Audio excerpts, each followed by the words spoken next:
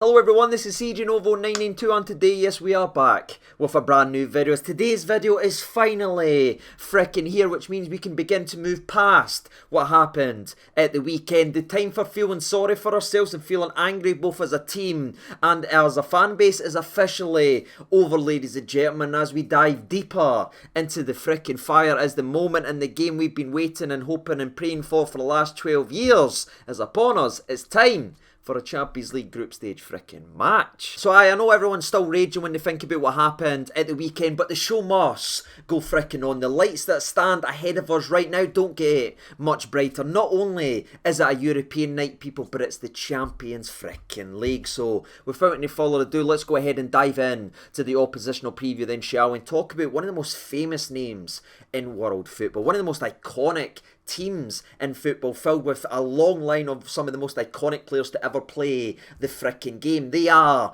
the Dutch Giants themselves. They are the Dutch Kings. The one, the only Calvin Bassey FC. Now, all joking and all that, obviously, we are playing the one and only Ajax, a team, again, that is enriched with football and history, and I think the fact that we are playing an Ajax on a European group stage is, again, a testament to where we are as a team right now. We are well and truly back in the big time, and it doesn't get much bigger than Ajax, in my frickin' opinion. Just a classy outfit from top to bottom, and they come into this game versus Rangers Football Club, where they usually are, ladies and gentlemen, top Dutch football, 5 wins from 5 games, as they've once again transitioned from losing big names and losing big players and gelling another team together that's capable of playing some of the most delicious attacking football there is to be seen. Now, in today's preview video, there's of course going to be more than one mention of PSV in this preview, not only because it gives me a little flicker of happiness because I remember not too long ago when I was celebrating and loving life being a Rangers fan during the last couple of days of numbness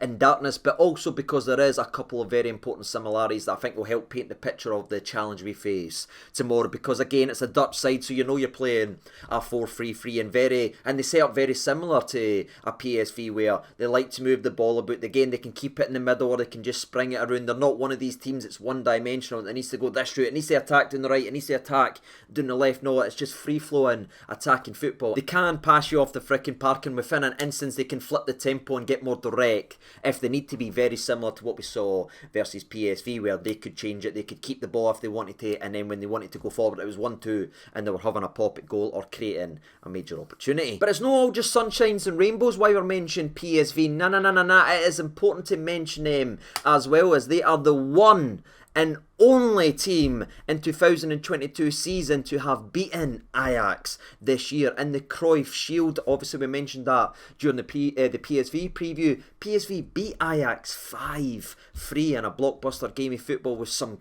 gorgeous football. And of course, it's a game of football that Calvin Bassey received a straight red card on his debut. But unfortunately, that wasn't recently, people. That was one of the first games of the season, and since then, since that loss, Ajax been absolutely outstanding, as has Calvin Bassey as well, by the way, who a lot of people were jumping on the headlines when he received that red card, but you can see what he's doing now. He's playing left centre-back, he's dominating. I think he's averaging a 7.6 on the match rating in every single game that he's played. He's having a great start to his Ajax career. Hopefully, there's a big blunder tomorrow. I'll take a level, like a Ross County blunder, if you didn't mind Calvin Bassey. Just have a ball, miss it, let us run through it and score. That would be absolutely delicious. But again, pulling it back to Ajax, something that's getting a lot of headlines in that right now is the players that's missing. Antony's just been sold for 100 million. They're weaker in the attack. Martinez left them. They're weaker at centre half. And yes, that is clickbait, lazy journalism, and you can read that and see it and say, oh well, they've lost that guy, they must be.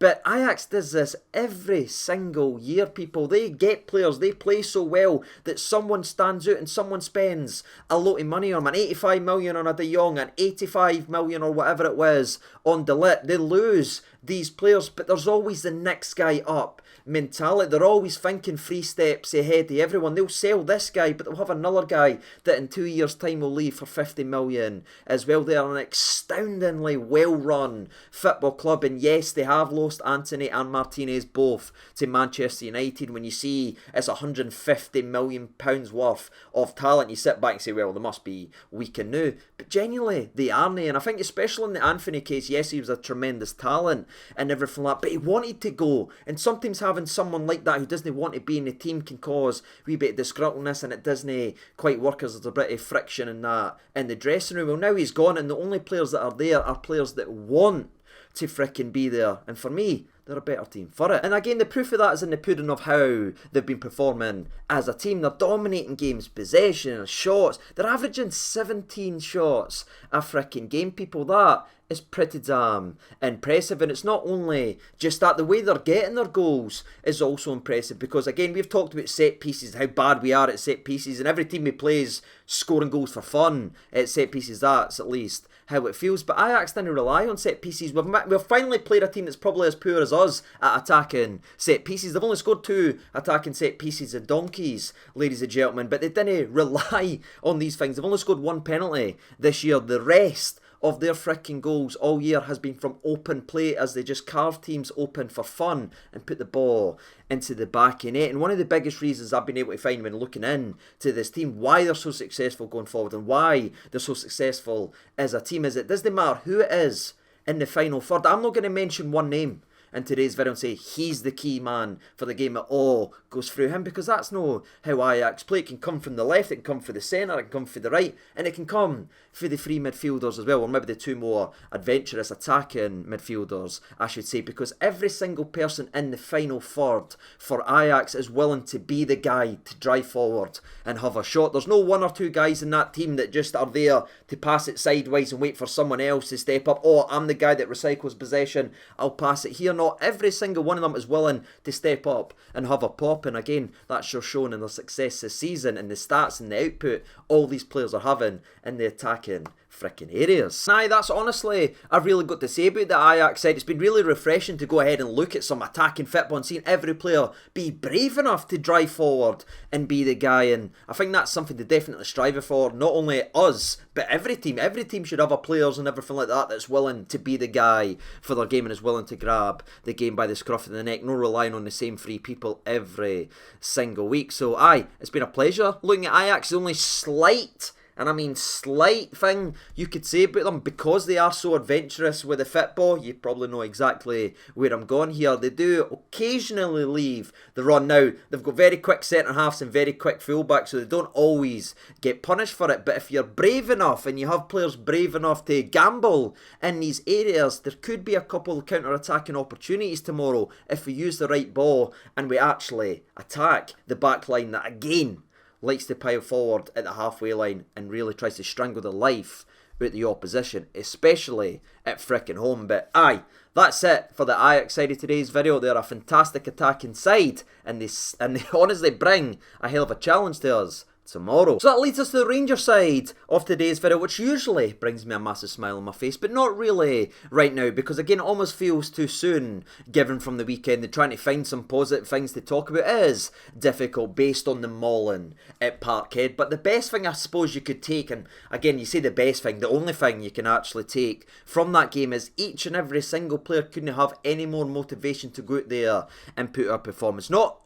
that they didn't need one gone at the weekend, because for me, Celtic should bring its own motivation, but I'm talking about now that they've had their absolute faces slapped from both fans and of course the media, pundits. Everyone's been having their dig and their say at this Rangers team, both individually and collectively, so their backs are well and truly against the wall, and sometimes when you get to that stage, that's when you end up having and swinging and going down fighting people. So it could be a perfect storm of the last couple of days to really inspire this team to dig in and get something. I certainly hope it's going to be that way anyway. Again, I'll be backing them win, lose or draw either way, but it needs to be drastically different from the effort, the desire and the work rate that we saw at Parkhead in this game right here, because the scoreline could be even worse if we play as pathetic and as limp as we did at the weekend. But again, and I know I'm going to say this and I'm going to trigger people because I know there's so much anger still in the air, I'm not just saying this for my bias and obviously that I want them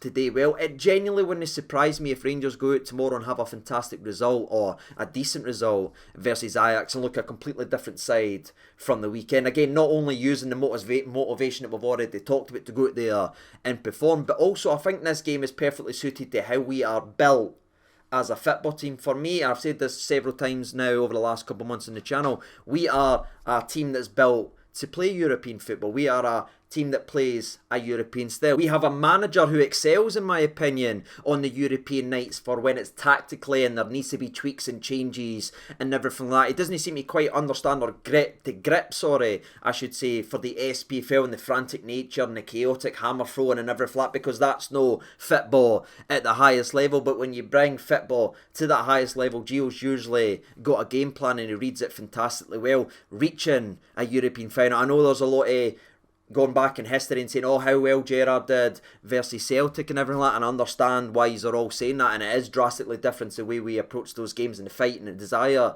and everything like that. But for me, there is no stretch of the imagination that I saw that team under Gerrard, where we were going, making a European final. You have to give a bit of credit to Giovanni for that, and he deserves a lot of that credit for getting us to the dance that we've been wanting to be in for so damn long. So despite everything of it and everyone having their say and mocking us and saying we're going to get roasted, we're going to get pasted, if we get beat 3-0 off Celtic away, imagine what it's going to be like versus Ajax. I think it's going to be exactly the opposite. I can see us actually playing a hell of a lot better in this game, because to me it's suited to how we are built and set up to frickin' play. And that's honestly my opinion right now, despite it being doom and gloom and everyone saying it's a foregone conclusion. I still think there's a chance for us to have a decent result tomorrow, and again, I think Giovanni is the man to get that type of result in European football from this Rangers team and from this collective. So that's all I've really got to say from the Rangers end. I'm not going to sit here and talk about who needs to play where. I think the team picks